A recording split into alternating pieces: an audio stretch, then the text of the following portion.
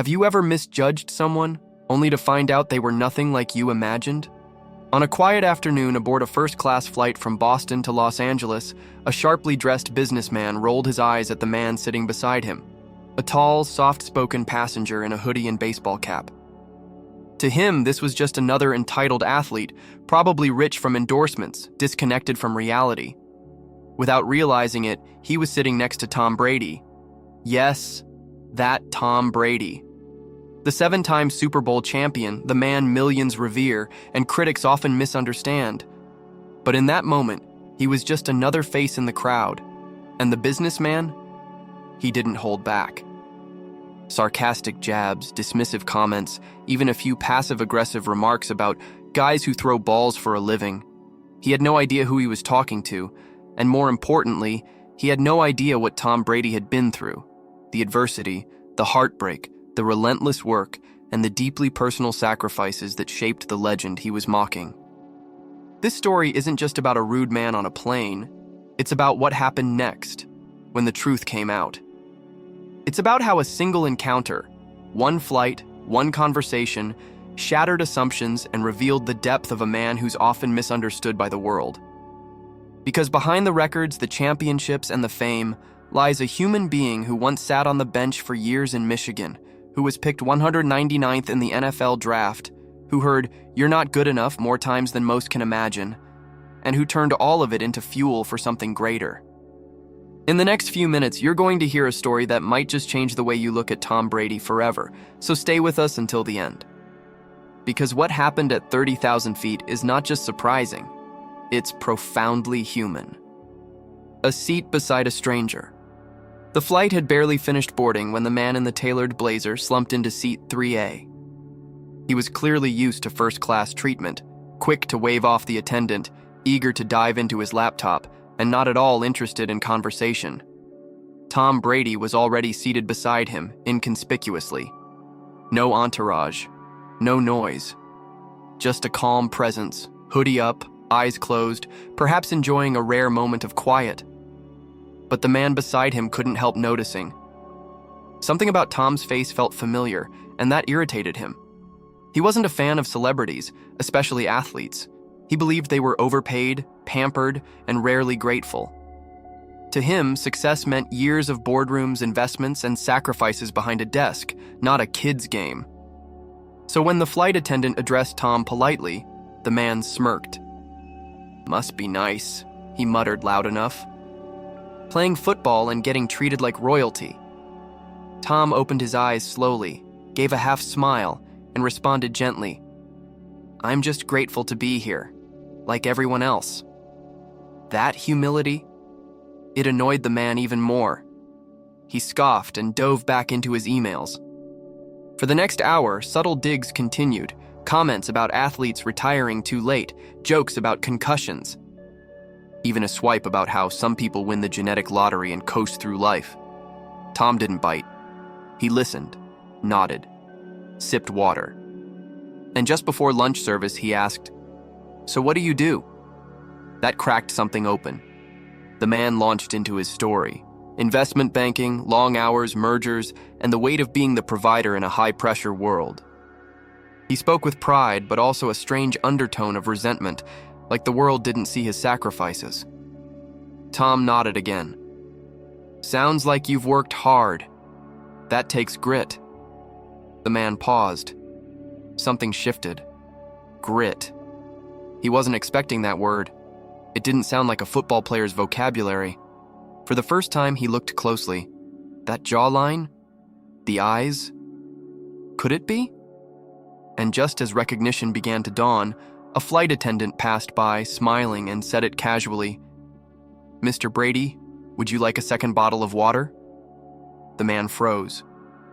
The realization and the awkward silence. For a full 5 seconds, the man said nothing. He stared straight ahead, stunned. Then he turned slowly, visibly embarrassed, and uttered a quiet, "Wait, you're Tom Brady?" Tom gave a small nod and smiled again. That same calm, grounded expression that had become his signature both on and off the field. No arrogance, no smugness, just patience. The man's voice dropped. I I had no idea. I mean, I didn't recognize you without the uniform. I'm so sorry if I... Tom interrupted gently. It's okay. You spoke your mind. That made the man squirm even more. Suddenly, every sarcastic comment he'd made earlier hit him like a wave. The line about throwing balls for a living. The digs about privilege. All of it, now echoing in his ears with shame. He cleared his throat. I guess I just thought you guys had it easy. Fame, money, all that. I didn't think about the other side of it. Tom looked out the window for a moment, then spoke, almost to himself. People see the trophies. They don't see the mornings you can't get out of bed. They don't see missing birthdays, the surgeries, the nights wondering if it's all worth it. There was a heavy pause. I was drafted 199th, Tom continued, still facing the window. 6 quarterbacks were picked before me. I spent years trying to prove I belonged. Every season, every practice, it felt like I was playing for my life. The man listened, this time without a hint of judgment. I watched guys with more talent burn out because they didn't love the process, Tom said. I wasn't the most gifted. I just never stopped. It was a level of vulnerability the man wasn't expecting, and something about it struck a nerve. You know, he said softly, I thought my life was pressure, but you play in front of millions, and they expect perfection every time. Tom chuckled. Perfection's a myth. I just aim to get better. One play, one day at a time. The man leaned back, his expression transformed. The arrogance was gone, replaced by humility. I judged you without knowing a thing about you. That's on me. Tom turned and looked at him with warmth. We all do it sometimes. That's how we learn. Beneath the helmet, the human cost. The conversation between the two men shifted after that, no longer strained, no longer laced with tension or ego. Just two men, one who had conquered Wall Street, the other who had conquered the NFL, finally speaking from a place of truth. The businessman asked, Was there ever a moment you wanted to quit? Tom paused before answering. Yeah, a few actually. He went on to share something he rarely did publicly, the toll the game had taken on his personal life, the missed moments with his kids, the strain on his marriage, the isolation that comes with greatness. He didn't complain. He just reflected.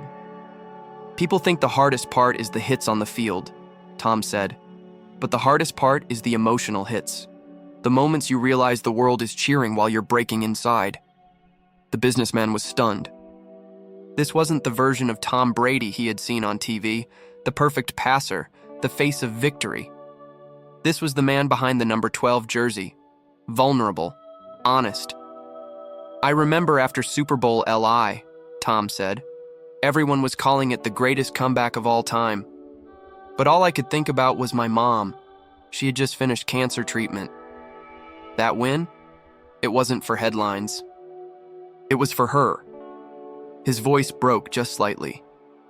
The man sat in silence, humbled. He had spent his whole life chasing success and dismissing athletes as entertainers. But now, he saw it differently. Tom Brady wasn't just a quarterback.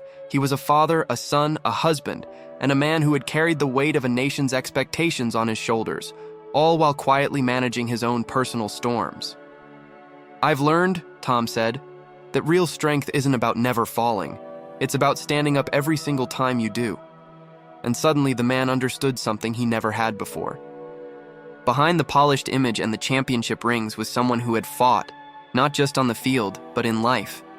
And he hadn't just survived, he had done it with grace. The draft that almost broke him. As the flight hummed through the clouds, the businessman leaned in.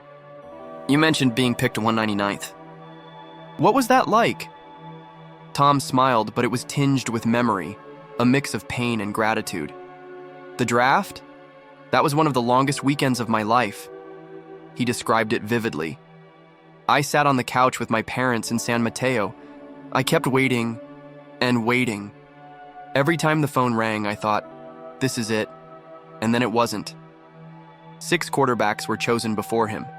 players with stronger arms, flashier stats, bigger hype. Every round that passed, he felt smaller. My dad had to step outside to cry. My mom tried to stay upbeat. But inside, I was crushed. He looked down for a second. It was the kind of moment that either breaks you or makes you burn hotter. And burn he did. He told the man how, when he finally got the call from the New England Patriots, there was no celebration, just quiet resolve. I told myself I'm going to make every team that passed on me regret it. It wasn't arrogance, it was purpose. He talked about arriving in Foxborough with a chip on his shoulder the size of Gillette Stadium, 6th on the depth chart. No guarantees, no spotlight.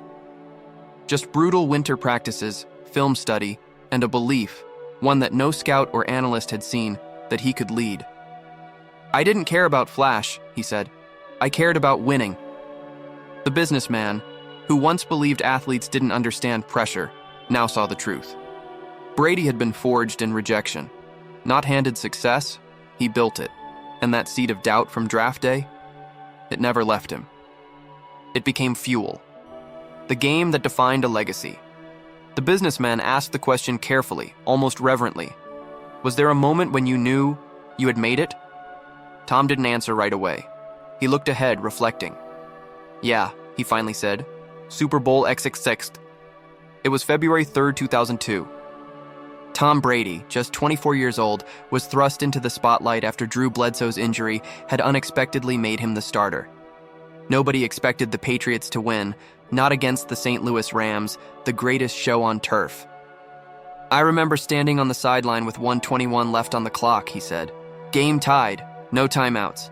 Everyone expected us to play it safe. But Coach Belichick looked at me and said, let's go win this. Tom led a 53-yard drive down the field. Calm, methodical, focused. No flashy throws, just precision, purpose, heart. That moment changed everything, he said. Not just because we won, but because I proved to myself that I belonged. He didn't spike the ball. He didn't pound his chest. He just did what he always did, kept moving forward. That win wasn't luck. It was the result of every ignored draft call, every extra rep, every late-night film session that no one saw. The businessman was quiet for a moment. You didn't just play the game, you changed it. Tom shook his head humbly. No, I just honored it. He went on to talk about how he never let one victory define him. Every season brought new doubts, new voices saying he was too old, too slow, too finished.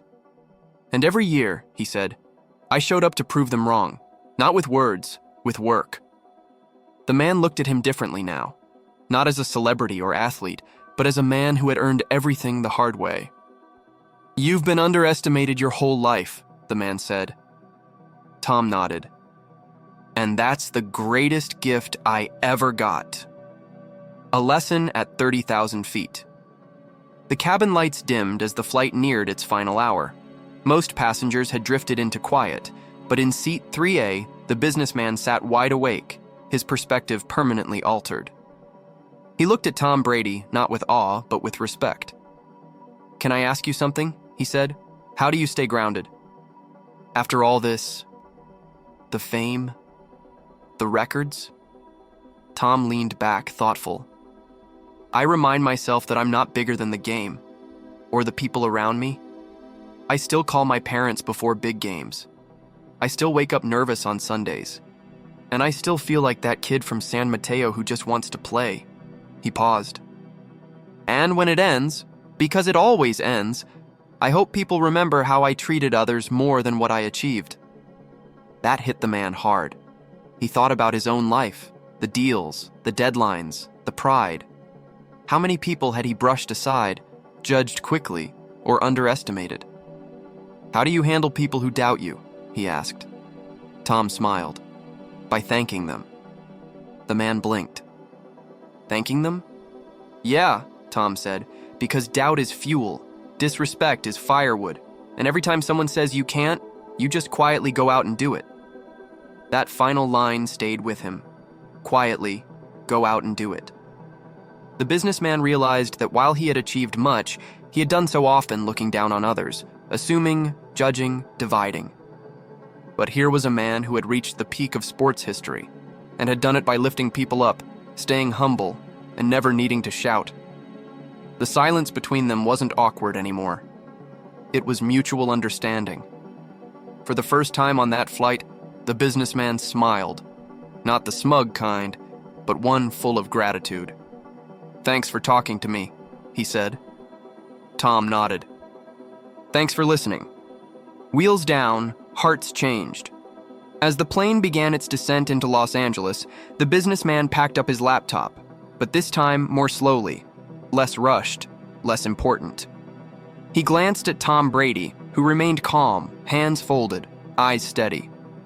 The businessman extended a hand. "I won't forget this conversation." Tom shook it firmly. "Neither will I." When they stood to disembark, a few passengers began whispering. Some had finally recognized him. But Tom didn't bask in the attention. He simply smiled, gave a small wave, and let others pass before him. The businessman stepped aside too, watching. Not a single word from Brady had been said to prove who he was. He didn't need to. His presence, his humility, and his story had done all the speaking. And the businessman, a man used to dismissing others based on assumptions, walked off that flight with a new sense of respect.